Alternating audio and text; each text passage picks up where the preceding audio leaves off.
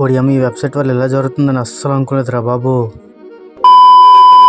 మనం మొబైల్లో photo editing చేసేటప్పుడు ఆ ఫోటోలో టెక్స్ట్ ఆర్ టైటిల్ అనేది కీ రోల్ ప్లే చేస్తుంది. అలాంటప్పుడు టైటిల్ పర్ఫెక్ట్ గా లేకపోతే ఎలా? ఒక ఫోటోకి టైటిల్ అంత ఇంపార్టెంట్, టైటిల్ కి ఫాంట్ అంత ఇంపార్టెంట్. మనం ఒక టైటిల్ కి పర్ఫెక్ట్ ఫాంట్ ఫిక్స్ చేస్తేనే ఫోటో యొక్క ఐడెంటిటీ తెలుస్తుంది. కానీ ఆ ఫాంట్స్ ఎక్కడ దొరుకుతాయి అంటే అది ఇక్కడ దొరుకుతాయి. ఈ వెబ్సైట్ లో 1000+ ఫాంట్స్ అనేవి అవైలబుల్ గా ఉన్నాయి. ఇది కంప్లీట్ గా ఫ్రీ వెబ్సైట్ అన్నమాట. ఈ వెబ్సైట్ డాష్ బోర్డ్ వేరు కేటగిరీస్ సంబంధించిన ఫాంట్ స్టైల్స్ అయితే ఉంటాయి. మనం చూస్ చేసుకోవచ్చు. తర్వాత ఇక్కడ చూస్తున్నారు కదా, ఇక్కడ మనకి చాలా ఫాంట్స్ అయితే అవైలబుల్ గా ఉంటాయి. పైన డాష్ బోర్డ్ లో మనం ఏ ఫాంట్ సెలెక్ట్ చేస్తే ఆ ఫాంట్ స్టైల్స్ లో ఉన్న మిగతా అన్ని వచ్చేస్తాయి అనమాట.